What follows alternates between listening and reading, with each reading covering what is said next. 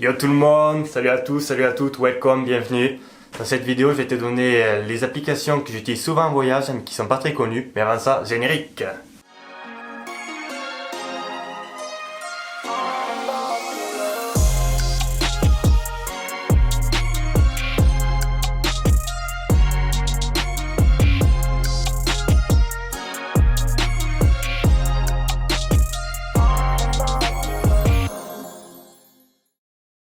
Ça fait pas mal de temps que j'ai pas fait de vidéo pour YouTube, mais vous inquiétez pas, je m'ennuie pas du tout. J'ai trouvé un nouveau boulot à Toulouse qui me plaît pas mal, c'était dans mes études. Et je suis en train de faire le montage de mes 2 films d'aventure, ça me prend un temps de dingue.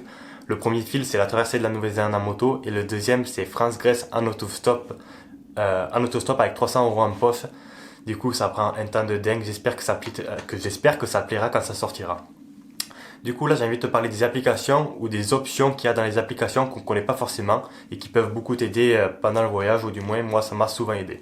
Alors la première application que j'ai envie de te parler c'est Agoda. Agoda c'est un site et une application qui permet d'avoir des nuits d'hôtel et d'auberges beaucoup moins chères. C'est souvent là où c'est que les hôtels et les auberges font les promotions, ils font pas trop de promotions sur leur site, ils en font souvent là et ils cassent beaucoup les prix. C'est sûr que quand c'est pas du tout la période touristique, c'est vraiment beaucoup moins cher.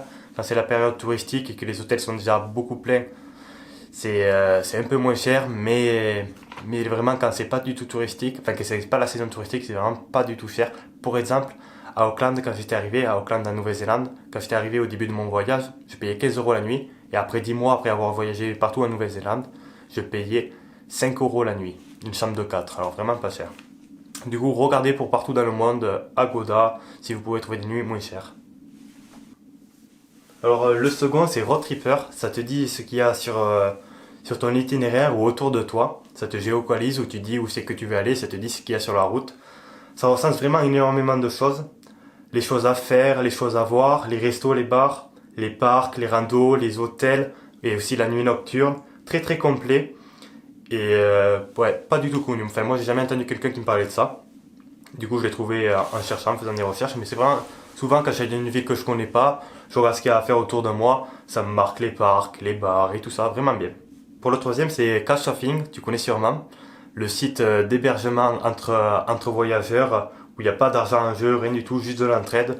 Souvent une personne t'héberge chez elle et te donne soit soit le canapé, soit un matelas, et toi tu essaies de lui donner des trucs sur ta culture, par exemple faire à manger, ou plein de choses, ou vous sortir d'un bar. Enfin, c'est de l'échange entre voyageurs, mais c'est quand même une application assez connue. Et je voulais te parler de l'option dans Couchsurfing, l'option de rencontrer les événements. Il y a des événements qui sont créés pour tous les voyageurs. Par exemple, j'arrive à Belgrade, je me souviens, j'étais à Belgrade, et là je ne savais pas quoi faire, j'étais tout seul. Du coup je regarde sur l'application, et tu vois les gens qui se sont mis comment dire, qui ont activé l'option pour dire qui cherchaient à faire quelque chose ou qui proposaient quelque chose. Par exemple, quelqu'un peut proposer dans 1 heure on va faire une balade à un parc, qui c'est qui veut venir avec moi. Toi tu peux proposer dans 4 heures ce soir on se retrouve à tel bar. Et moi j'étais allé d'un bar à un rooftop, il y avait une quinzaine de voyageurs, c'était super sympa. Et ça je l'ai fait plusieurs fois.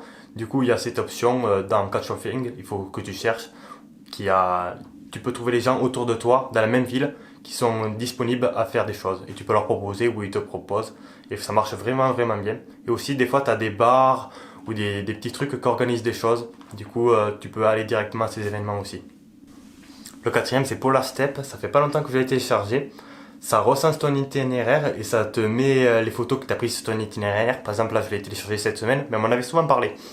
Enfin on m'en avait assez souvent parlé, pas autant pour dire que c'est vraiment connu, mais on m'en avait quand même déjà parlé.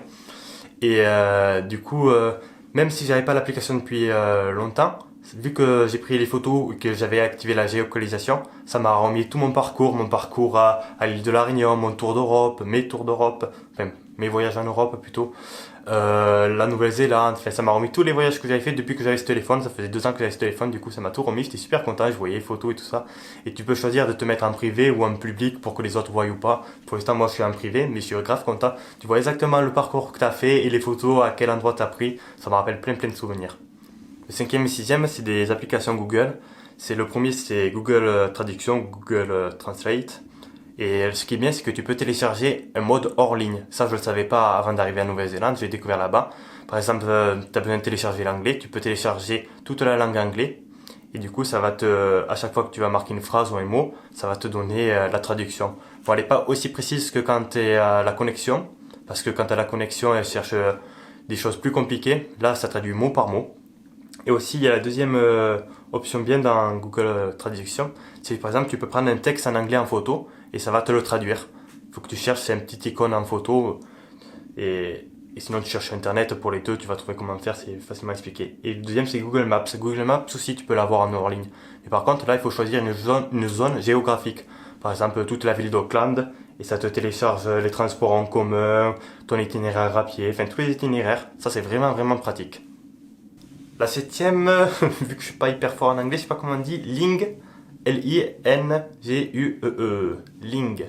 Ouais, je crois que c'est Ling. C'est un traducteur. C'est un traducteur, mais moins formel. Pratique pour les tournures de phrases un peu complexes ou des mots nouveaux, des mots à la mode et tout ça. Sur Ling, tu les auras plus facilement que sur Google Trad. Du Google Trad, c'est très carré, ou souvent les autres traducteurs, c'est très carré. Ling, tu peux trouver des tournures de phrases un peu plus complexes et tout ça. La huitième application. La huitième application, c'est Groupon. Une application que j'utilise rarement en France, mais une fois j'ai pensé à regarder en Nouvelle-Zélande et il y avait un massage à 2 fois moins cher et moi j'avais une entorse à la cheville, je pouvais rien faire. Du coup, je suis allé me faire masser pour pas trop cher. Ça c'était vraiment bien. Du coup, quand tu es dans des villes partout dans le monde, essaie de regarder ce qu'il y a sur Groupon, ça casse vraiment bien les prix et ça te permet de faire des trucs pas chers et sympa parce que le massage c'était plutôt sympa. Par contre, on m'a pas massé la cheville, que je gueulais. Je suis allé en béquille, c'était la galère. Je devais traverser la ville en béquille ou en trottinette. Ah non, ouais, je suis allé en trottinette électrique avec les béquilles dans la ceinture et je suis arrivé comme ça, mais je boitais, quelle galère. La neuvième application, c'est que pour les gars, désolé les filles, c'est Flush. C'est pour trouver des toilettes, car oui les filles on sait, vous n'allez pas aux toilettes, vous faites que des paillettes, on connaît l'histoire, vous nous le dites à chaque fois. Oui, on vous croit, on vous croit. Il n'y a plus rien sur ma feuille. Du coup la vidéo va se terminer, j'espère qu'elle a pu te permettre de trouver quelques applications que tu connais pas et qui vont pouvoir t'aider. Si ça t'a plu, tu peux lâcher un gros pouce bleu. Abonne-toi si c'est pas fait et lâche un commentaire. Un commentaire, moi c'est ce qui me fait vraiment plaisir, c'est pour ça que je fais les vidéos, pour échanger, j'adore échanger avec les gens. Du coup si tu as envie, si tu peux, lâche un commentaire, c'est vraiment ça qui me fait plaisir. Sur ce, profite de la vie, ciao ciao, enjoy.